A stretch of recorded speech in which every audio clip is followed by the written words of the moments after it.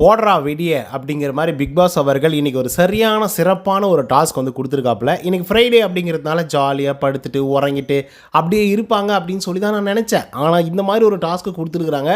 அதுவும் வந்து பார்த்திங்க அப்படின்னா ஒவ்வொருத்தரையும் நேருக்கு நேராக நிப்பாட்டி, டேய் 10 வாரம் எப்படிடா நீ தப்பிச்சு வந்த அப்படின்னு கேள்வி கேட்குற ஒரு டாஸ்க் வந்து கொடுத்துருக்காப்புல நம்மளுடைய பிக் பாஸ் அவர்கள். ஸோ இது பார்க்கும்போது செம்ம சந்தோஷமாக இருக்குது. ஆனால் 10 வாரமாக இவங்கெல்லாம் ஒன்றுமே பண்ணாமல் சில பேர் வந்து வீட்டுக்குள்ளே இருக்கிறதெல்லாம் நமக்கே தெரியும்னு வச்சுக்கோங்க.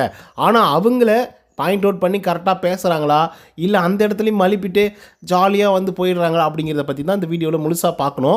ஸோ இந்த வீடியோக்கு போகிறதுக்கு முன்னாடி நம்மளோட சேனலை சப்ஸ்கிரைப் பண்ணாதுங்க, சப்ஸ்கிரைப் பண்ணி வச்சுக்கோங்க. பக்கத்தில் ஒரு பெல் ஐக்கான் இருக்கும், அதையும் ப்ரெஸ் பண்ணி ஹாலில் போட்டுக்கோங்க. அப்போ தான் நாங்கள் அப்டேட் பண்ணுற ஒவ்வொரு ஸ்கூலுக்கு நோட்டிஃபிகேஷன் வந்து சேரும். ஸோ வாங்க இந்த வீடியோக்குள்ள வந்து போகலாம். அதுக்கு முன்னாடி இந்த வீடியோக்கு குறைஞ்சபட்சம் ஒரு 1000 லைக்கான எதிர்பார்க்குறோம்.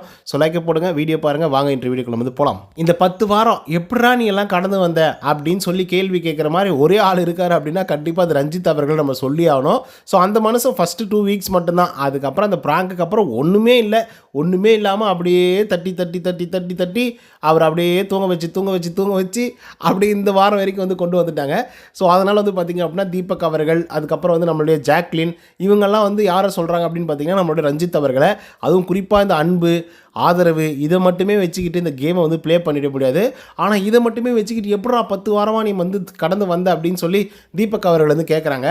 அதுக்கப்புறம் நம்மளுடைய ஜாக்லின் போடுறாங்க பாருங்கள் ஒரு பெரிய வெடி. அவங்களுடைய கேங்கு தான் அவர் ஆக்சுவலாக சொல்லப்போனால் என்ன சொல்கிறாங்க அப்படின்னா 10 வாரம் எப்படிங்க இப்படிலாம் நடிக்கிறீங்க, எப்படி இருக்க முடியும், உங்களை பிரேக்கே பண்ண முடியலைங்க, உங்களை உடைக்கவே முடியலைங்க, உங்களுக்கு கோவமே வரமாட்டேங்குதுங்க, எப்படிங்க அப்படின்னு சொல்லி ஜாக்லின் கேட்குறாங்க. அந்த கேள்வி எங்களுக்கும் வந்து இருக்குது. அது எப்படின்னு தான் எங்களுக்கு புரியல. அதனால தான் 10 வாரமாக அந்த மனசு உள்ளே இருக்காப்புல.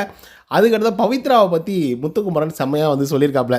ஏன்னா பவித்ரா வந்து எப்பயுமே சொல்லுறது வந்து என்னென்னா, எப்போ பார்த்தாலும் சரி, ஐயோ எனக்கு வந்து வாய்ப்புகள் கொடுக்கல, எனக்கு வாய்ப்புகள் மறுக்கப்படுகிறது, யாரும் என்னை வந்து கண்டுக்கலை, என்னை வந்து யாருமே வந்து யோசிக்கவே மாட்டேங்கிறாங்க, என்னை வந்து எதுவுமே கன்சிடரே பண்ண மாட்டேங்கிறாங்க அப்படின்னு சொல்லி புலம்பிகிட்டே இருக்கோம். ஆனால் இன்றைக்கி முத்துக்குமரன் தரமான ஒரு பதிலடி எதுவும் கொடுத்துருக்காங்க நம்மளுடைய பவித்ரா அவர்களுக்கு. என்ன கொடுத்துருக்காரு அப்படின்னு பார்த்தீங்கன்னா, எப்போ பார்த்தாலும் இதே மாதிரி காரணங்களை மட்டும் தான் சொல்லிவிட்டு அமைதியாக போய் உட்காந்துக்குது, அப்போ அமைதியாக உட்காந்து அமைதியாக தான் இருக்குது அப்படின்னு வந்து சொல்ல முடியும் அப்படிங்கிற மாதிரி சொல்லியிருக்காப்புல முத்துக்குமரன். ஸோ இதை தொடர்ந்து வந்து பார்த்திங்க அப்படின்னா நம்மளோட ரஞ்சித் அவர்கள் அவருடைய டீம்மேட் ஆகிய கேங் ஆகிய ரயான் அவர்களை வந்து பார்த்திங்க அப்படின்னா தாக்கி பேசியிருக்காருங்க.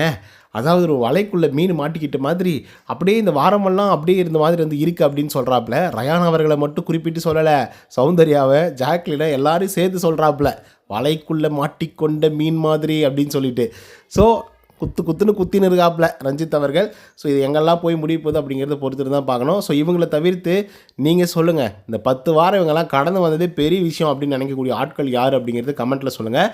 என்னை பொறுத்தவரையிலும் தர்ஷிகாவை நான் சொல்லியே தீருவேன்.